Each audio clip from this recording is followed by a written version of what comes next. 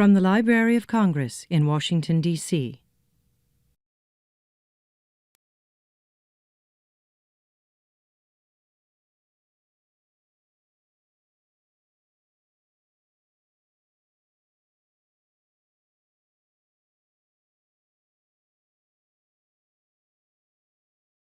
I'm Michelle Catteray-Bradley, a research specialist in the Science, Technology, and Business Division of the Library of Congress, and I'd like to welcome you to today's program. Walking with the Last Men on the Moon, revisiting the Apollo 17 landing site with the Lunar Reconnaissance Orbiter. Tomorrow, December 7th, is the 44th anniversary of the Apollo 17 launch, the last manned mission to the moon. Today, we will revisit the landing site with our guide from NASA, Dr. Noah Petro. He is a lunar geologist and the deputy project scientist for the Lunar Reconnaissance Orbiter, which launched in 2009.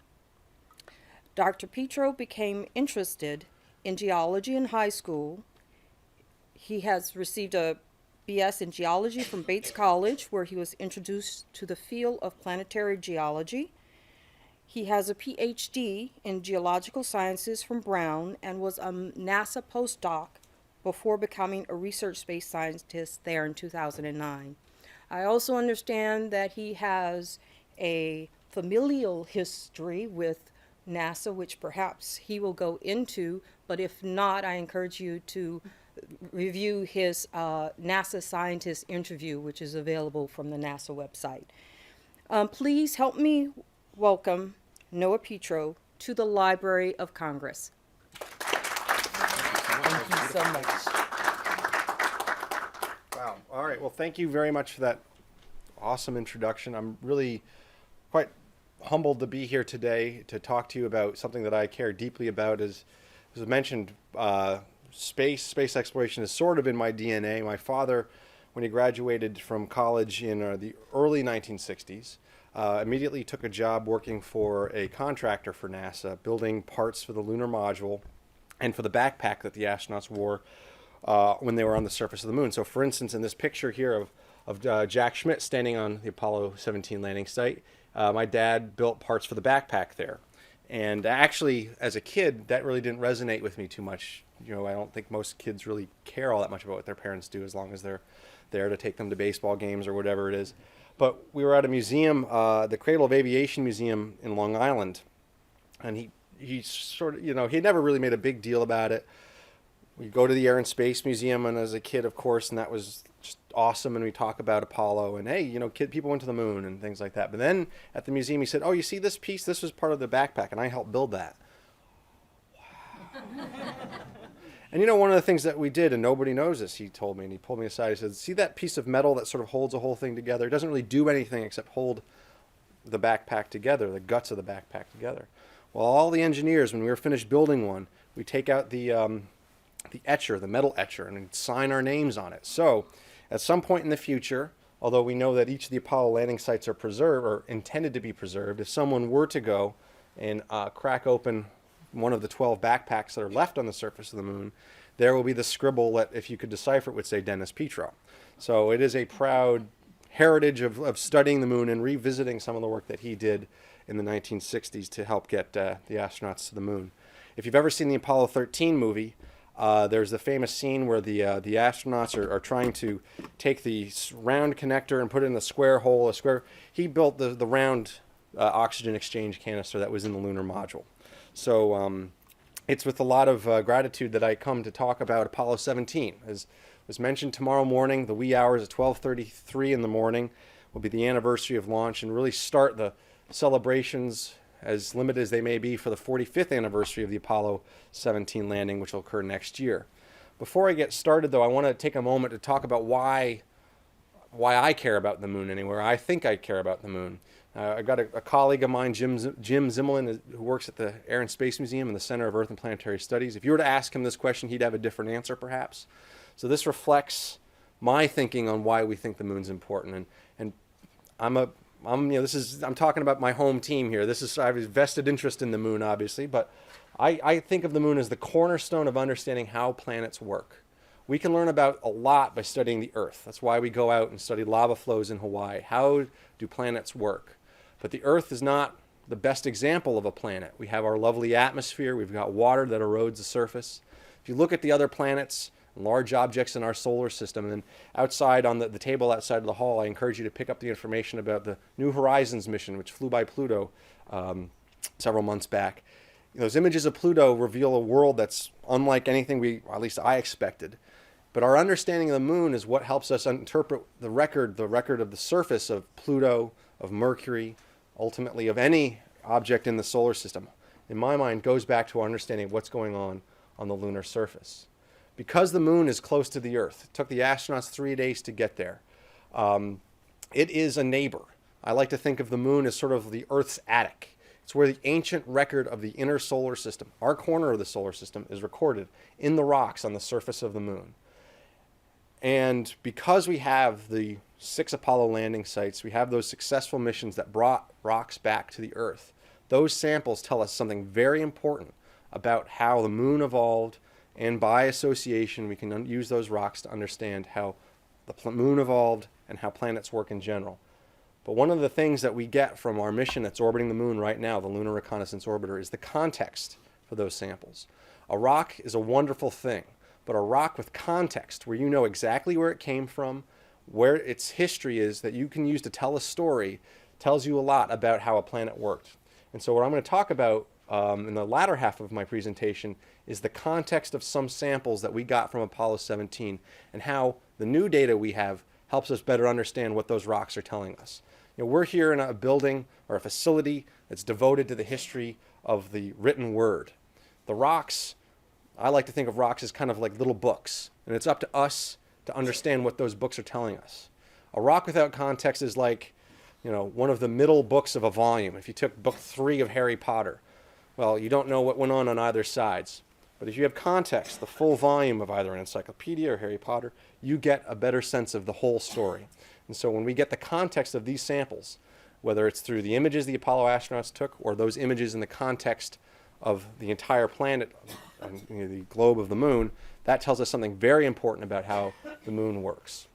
So that's my preamble about why I think the moon is important. Hopefully, if you're convinced, that's wonderful. If not, well, let's at least enjoy talking a little bit about some of the things that I do on a daily basis.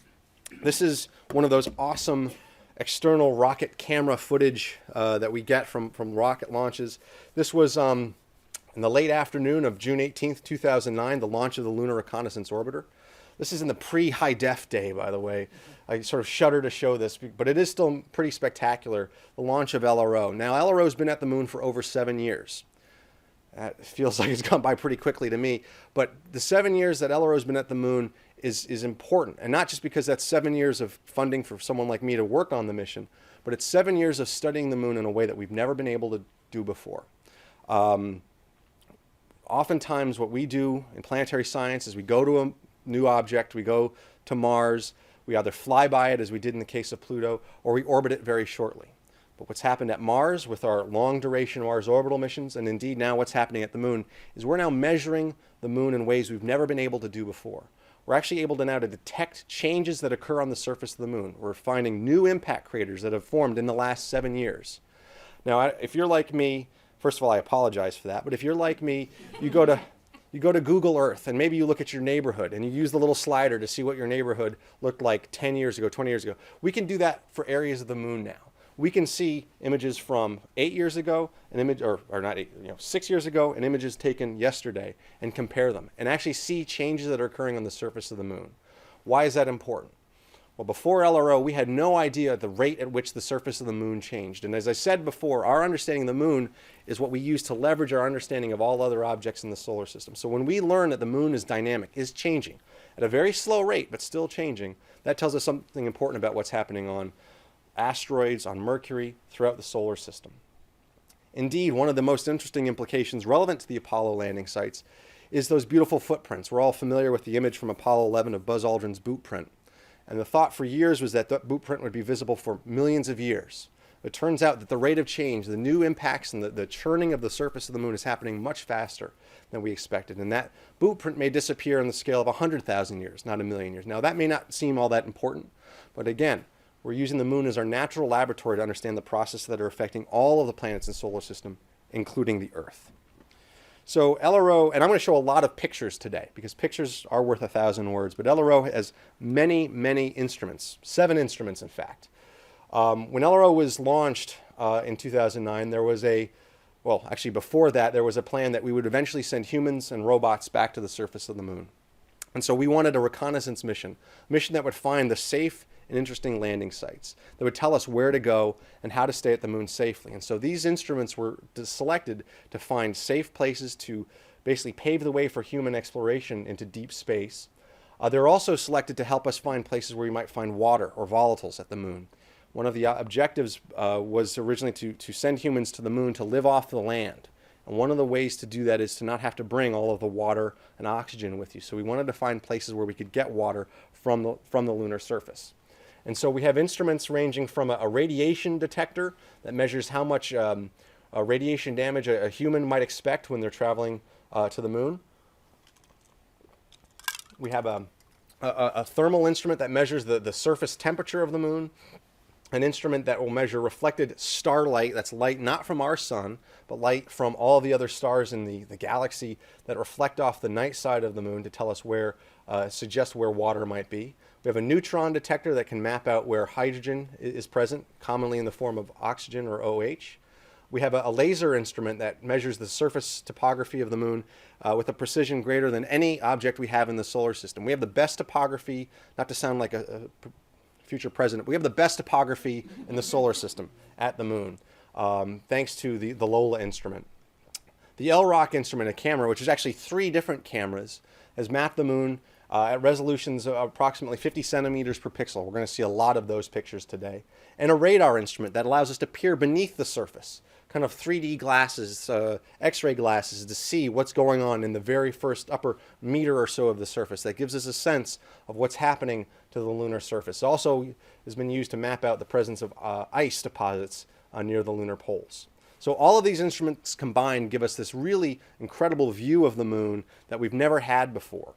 You know, because we've been to the moon, we went with the Apollo missions 6 times, several times to lunar orbit with Apollo. We have a misguided sense that, well, we know everything about the moon. And I think one of the things that we're learning from LRO is a lot of our presumptions about the moon have been wrong, or if nothing else, incorrect. Now, just a few other moments of promotion. I encourage everyone, if you haven't gone to the 2nd floor of the Air and Space Museum, there's an exhibit devoted to the results coming back from LRO, particularly from the camera. This is Mount Marilyn, and again, for those of you who remember the Apollo 13 movie, Jim Lovell, who had orbited the moon previously on Apollo 8, named this mountain after his wife. And so some time is devoted to the movie to him talking about it. This is an LROC image, again, a high resolution oblique out of I think of it as the out the window view, although we don't actually have windows on the spacecraft. We tilt the spacecraft to the side to get an image like this. But there's an entire gallery devoted to images from the LROC instrument. The gallery will be open at least through the end of this year, so you have at least 1 more month, but I've been told that it's likely going to be there into the early part of next year until they find something to replace it. It's definitely worth the visit. I would normally say it's on the side where the lunar module was, but that doesn't help. It's like getting directions from someone in Maine. You go to where that place used to be. But it's on the McDonald's side of everybody knows that. It's on the McDonald's side of the museum on the 2nd floor. A few other just upcoming events that we want to make sure everyone's aware of. On August 21st, there will be a total solar eclipse.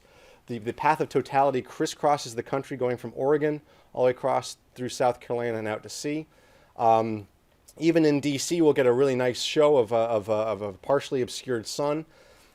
But we want to remind everyone that the central player in a solar eclipse is the moon.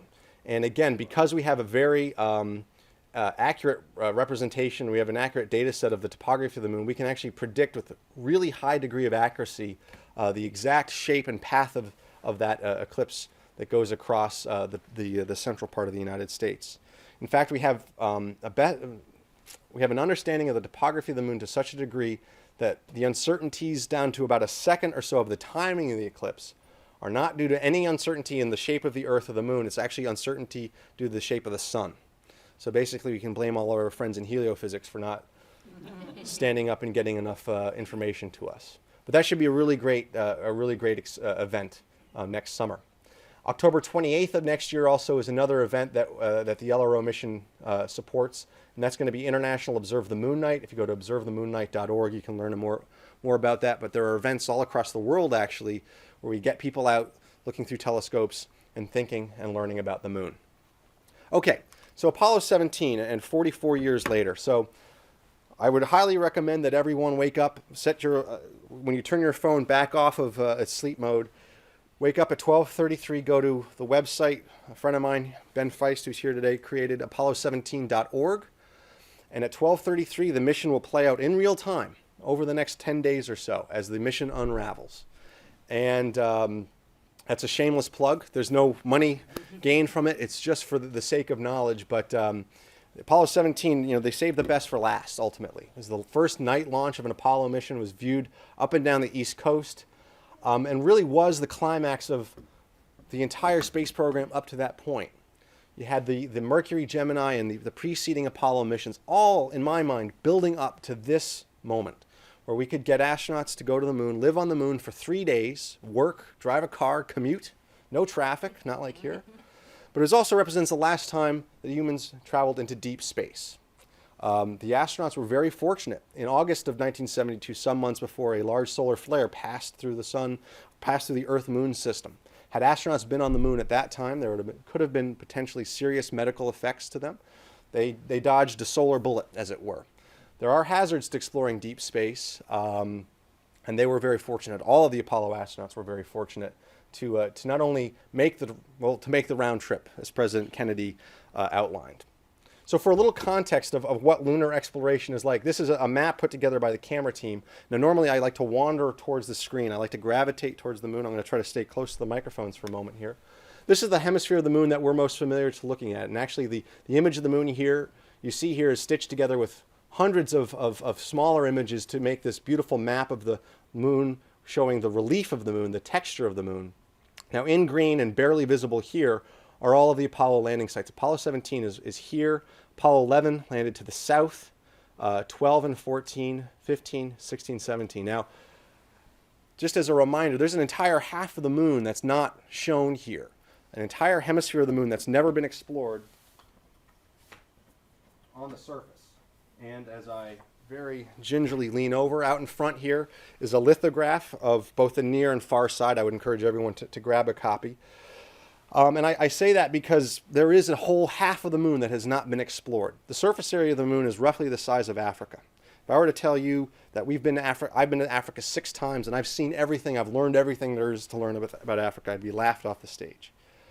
We've been to the moon 6 times with humans. We have 3 robotic sample return missions sent by the Soviets, all in a line here, and several other landers all across the near side. But again, there's an entire half of the moon that remains unexplored. Just as a bit of a preview, there's a feature I'm going to be talking about a little later on, the Tycho crater here. This is a very bright feature that's visible to the naked eye when the moon is full, but I do that as a bit of a preview to call back. The LROC team has an amazing website with clickable, searchable images. I encourage you to, there's a lot of wonderful time sinks, real news that you can explore by seeing what's going on with the camera, is the amazing images that the cameras are turning. Okay, so again, as a bit of context for what's going on in 1972, and again, because we're at the Library of Congress, I hold up the Apollo 17 preliminary science report, a nice light reading. This was drafted sort of in the immediate aftermath of each of the missions had a preliminary science report, but what that served as the first digestion of what we learned.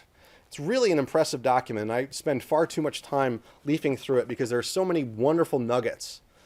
Now, this is a bit of inside baseball information here. I was not born in 1972, so looking back at what was going on really offers an insight into what was happening with science at the time. And there's this quote that I pulled from the preliminary science report, which sort of blew my mind.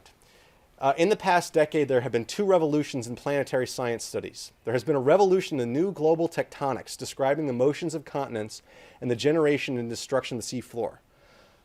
That's right. I forget. 1960s, this revolution, the theory of plate tectonics, was posited and shown to be feasible.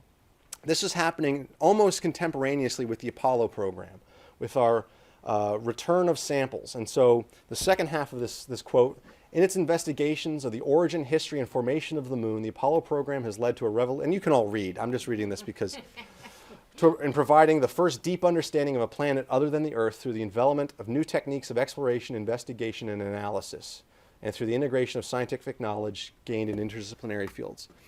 And another really important side effect, benefit from Apollo, was the advancement in analytical techniques, and also bringing in of researchers into studying samples. Now, I'm very fortunate to work with a number of people who were on the front lines studying Apollo samples, and they're still active today. Fewer and fewer every year. Every year at our conferences, the old-timer group is getting a little bit smaller. Still as vocal as ever, but smaller and smaller. But it was this period in time where there was an advancement of scientific analysis techniques, of the instrumentation, partially because of the samples coming back, that we knew we needed to study these samples to really make the scientific investment in Apollo worthwhile. So all of this revolution in our understanding of the Earth is being accompanied by our understanding of the moon and our sort of advancement in exploration through the rest of the solar system. Earlier I mentioned that Apollo 17 was the final mission. It was the last of the what we call the J missions, these heavy-duty scientific experiment-laden missions with rovers. It had 10 surface experiments on the taken to the lunar surface. 10 were conducted in lunar orbit. This is a plot again from the preliminary science report of basically the distance the Apollo astronauts traversed while they were on the surface. Apollo 11 didn't leave the infield of a baseball diamond. They just got out and walked around the immediate vicinity of the lander. By the time Apollo 15, 16, and 17 came along with the rovers, they were driving over 20 kilometers across the lunar surface. The mass of experiments that were brought to the surface and left on the surface was increasing.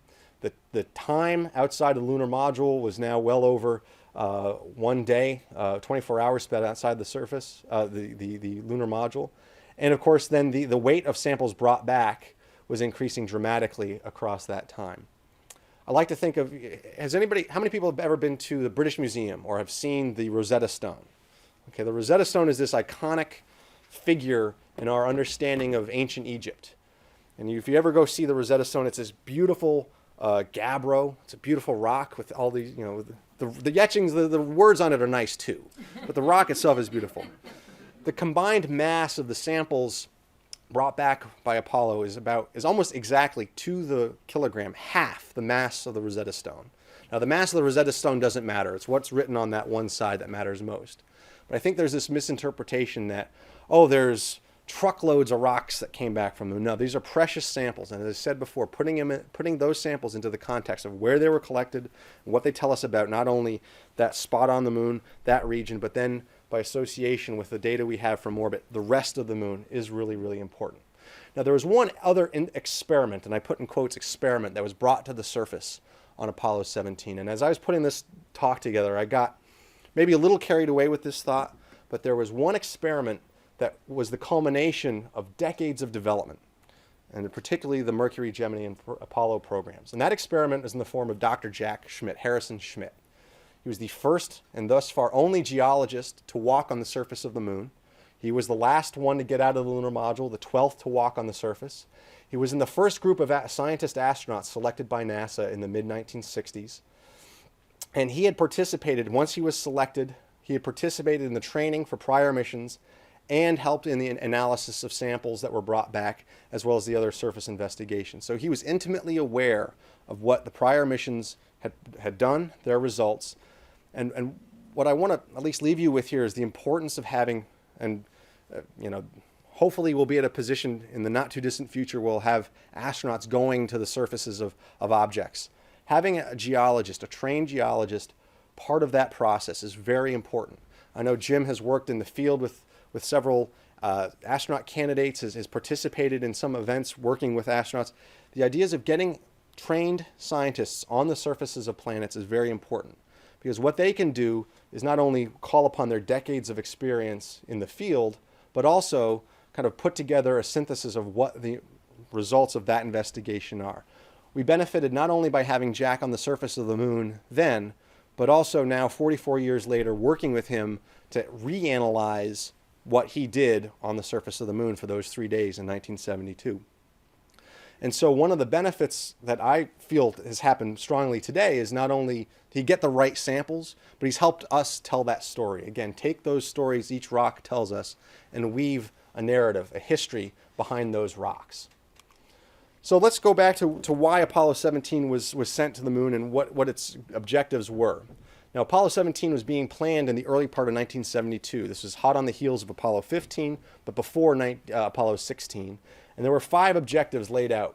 This was defined by an august panel of leaders saying that they wanted to sample ancient lunar crust as far from the Apollo 15 landing site as possible. When I showed you that map of Apollo landing sites, they all cluster in a region roughly around the equator, but they're all also very close to one large feature, the Imbrium Basin. They wanted to get a landing site as far from the Imbrium Basin as safely possible, so that they could gather the diversity of the lunar surface. They wanted to sample what they thought were young volcanic rocks. Most of the volcanic rocks that we got back from the moon are on the order of 3 to 4 billion years old. And they wanted to try to get rocks that were younger than that, volcanic rocks that were younger than that.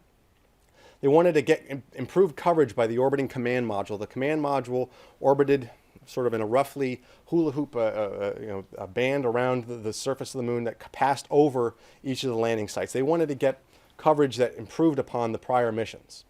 They wanted to be able to deploy geophysical measurements on the surface, but also in an area that had subsurface layers. They were looking for a volcanically covered region to measure the thickness of those volcanic layers. And then also deploy the experiments that would then subsequently be left on the surface of the moon after the mission concluded. So the Apollo 17 landing site, and there's my first typo of the day, was selected on, this is not an Irish spelling, this is on February 11th, 1972. So just keep in mind, so they've had, at this point, they had essentially 1 year, or just under a year, 10 months, to plan the investigation at the Taurus Littrow Valley for Apollo 17.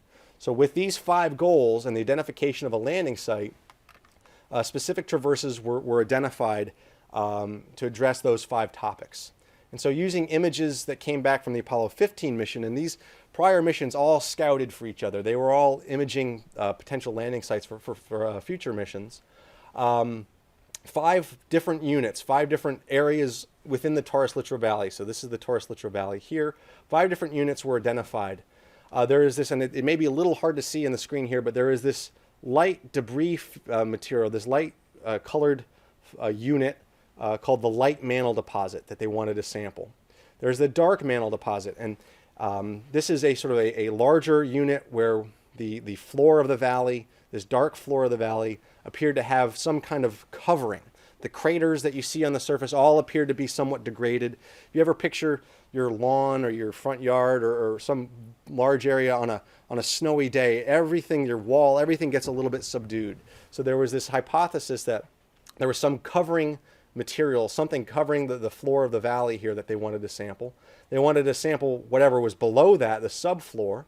They also wanted to get material from this unit here. This is called the Sculptured Hills. This has a slightly different texture, is a little bit, to use a very technical term, lumpy, compared to these massifs, these mountains to the north and south of the valley that appear to be much more, to use another technical term, mountain-like. There are these little knobs in the Sculptured Hills where the massifs appear to be one large coherent unit. So with the identification of these 5 different units, traverses were identified based on an optimal landing site in the middle of the valley where the astronauts could drive around the valley to sample these different materials. Just as a point of comparison, talk about the Taurus Littrow Valley in a little bit of scale. This is the Grand Canyon on the Earth. This is, again, using that amazing tool, Google Earth. And this is a transect through the Grand Canyon. So this is about 30 kilometers from end to end, covers about, I think it's on the order of about 1.5 kilometers, 1.8 kilometers of relief. For comparison, this is the Taurus Littrow Valley, same 30 kilometers across. This is 2.3 kilometers of elevation change. So this is another important thing to consider here. You know, with the first Apollo landing, Apollo 11, they landed in what they thought was the smoothest, safest landing site, as far from hazards as they could. And of course, when they tried to land on Apollo 11, they were headed right for a boulder field. And so Neil Armstrong had to steer the lunar module away from those boulders. You know, just 4 years later, they were able to land in a valley deeper than the Grand Canyon. And that's an incredible advancement, you know, in a very short order, going from finding the safest landing site to landing in a valley where you have, you know, towering mountains on either side of you. That was quite the accomplishment. Okay, so let's now look after the mission. How did let's give the astronauts, let's give the Apollo 17 crew an evaluation. How did they do?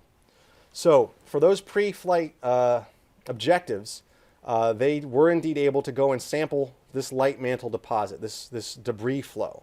And an interpretation was made an interpretation of the origin of this debris flow was made, that material from that Tycho crater, and I showed you that image earlier. Tycho crater is located over 1,000 kilometers away from the Apollo 17 landing site. That ejecta material shot out of that crater, landed, hit the top of the South Massif, and triggered a landslide. So the interpretation was that the astronauts sampled this material, which was estimated to be about 100 million years old, was caused by the formation of that crater 1,000 kilometers away. And so this is one of the beauties of lunar science, is that you can have an event 1,000 kilometers away, trigger a landslide here, and we can go and sample that landslide and get the age of that crater. So that's handy. And as a reminder, geologists are very interested in organizing. If you ever come to my office, you may not think that geologists are interested in organizing things, but indeed, we're like putting events into some sort of sequence. And so getting the ages of events is very important. So an interpretation was made that the samples collected of this debris flow were triggered by that impact 100 million years ago. The second objective was to sample the dark mantle, and that proved to be difficult. And again, in this preliminary science report, interpretation was made that the origin of that dark mantle deposit, this again subdued texture to the surface, remains one of the enigmas of the Apollo 17 mission. So we can't necessarily say that was addressed. Now, they did, however, sample much of the subfloor, this volcanic fill that flowed in and filled in the valley. They sampled that quite extensively. The fourth objective of sampling the sculptured hills. Now, one of the last stations on Apollo 17, Station 8 here, which the primary objective of which was to sample the sculptured hills, but at the time it remained uncertain, and that no more is known about the sculptured hills unit than that it is indeed different. It looks different than the massifs to the north and south. And so this remained an open question of whether or not any material from the sculptured hills were indeed ever sampled. And lastly, the massifs, and those were sampled very well. And as I'll show in a moment, several stations were along the base of the massifs. Of course, they could not drive up the massifs, but instead of having to go get the rocks came to them. Several boulders were observed to have rolled down the hills well before the mission. These were boulders that were seen in pre-flight images, and so they drove to the boulders knowing that they came from somewhere up the mountain. So those were sampled quite well. So now, this is the Apollo 17 landing site, the Taurus Littrow Valley, as imaged by the camera on LRO. Again, so this is an image from 1972, and here it is today. It looks the same. Again, those changes that are occurring on the surface of the moon are occurring at smaller scales than what we can see even in this particular image here. Apollo 17 landing site is marked very small right here, right in the middle, essentially, of the valley, giving easy access to these units that they wanted to sample. Now, in addition to wanting to put things in order, geologists like naming things. So these are all craters and features that were named by the crew to help in communications. And then in yellow is the traverses that they took. Again, over 20 kilometers of traverses, starting with the very first traverse on day 1, traverse 2, and finally traverse 3. And so let's sort of retrace their steps a little bit and evaluate some of the open questions that they left that are still remained unanswered until today. But for a bit of context, just to help, again, jibe everybody, this is the traverse in the context of DC. So we're sitting in a building right over here, But a colleague of mine, Brent Gary, who works at Goddard and is a colleague of Jim's back here, made this really helpful map. If you put the landing site right on top of the Smithsonian Metro, which on a normal day isn't that easy to get to, but landing a lunar module on it might be the best way. They were able to cover, quite a bit of distance, getting not only on day one close to Nats Park, not quite all the way there, but day two going well into Arlington, and day three up into Northeast DC. Somewhere in here is a joke about either the metro or local traffic, but I'm not quite sure how best to make that. Fortunately, they didn't have to contend with traffic, but this does give you a sense that they were able, with the rover, to cover quite a good amount of distance. So that landing site, so here's the Smithsonian Metro Station. This is an image from the camera, and all of these black streaks on here are traces of their boot prints, or in some cases, and if you get real close, and normally I'd say rush the stage and take a look, you can actually see two parallel lines. Those are the tracks of the rover, the wheel tracks, still there 44 years later. The next slide is actually going to be a series of images. Pretty much every time the spacecraft passes over any of the Apollo landing sites, we take an image of it. And so what I'm going to show here is a series of 18 images. We've passed over the site more than 18 times, but 18 illuminated times, showing basically the landing site as a function of solar angle, basically time of day from morning to nighttime. And it's going to loop, and it'll let me talk a little bit about some of the things that we can see. Good, it works. Okay, so at center here is the descent stage, the bottom half of the lunar module sitting on the surface today. There's the shadows creeping along.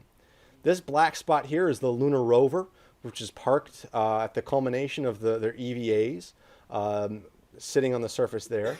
And to the west is the ALSEP station, the scientific experiments that were set up and left operating for about 5 years until they were shut off in September of 1977, prematurely.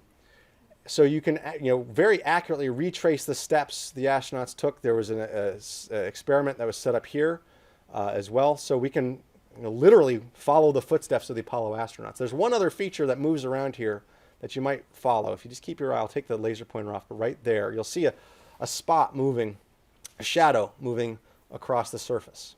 Anybody want to venture a guess of what that shadow is? Jim, you can't answer that. Nor Ben, you can't either. You know the answer. Yes. So one of the great mysteries, and mystery in the sense of what will we find, one of the great questions was, will we see evidence of the flags at the Apollo landing sites? We know that the Apollo 11 flag was knocked over when they lifted off. There's footage of that from the lunar module as they lifted off. The flag got knocked over. Apollo 12's flag never deployed properly. There's a rod that hangs it out so it stands out at attention beautifully. But there was a question of whether or not we'd see anything. Now, if you asked me before the mission, I would have said, no, there's no chance the flags are still there. This flag is probably as well, if not better designed than the flags that were brought there. These were off the shelf, go down to the local, not quite go down to the local hardware store, but essentially they had an objective of lasting 3 days on the moon, and that was it. Well, we get these pictures back, and there's only one thing that can cast a shadow like that. And indeed, some of the images taken of other landing sites, you can see, I'm sure the flag has been bleached. You leave a colored shirt out in the sun too long over the summer, it will bleach white. I'm sure that any color that were on the flags is bleached away, but nope, the flags are still standing. Okay, yeah, that's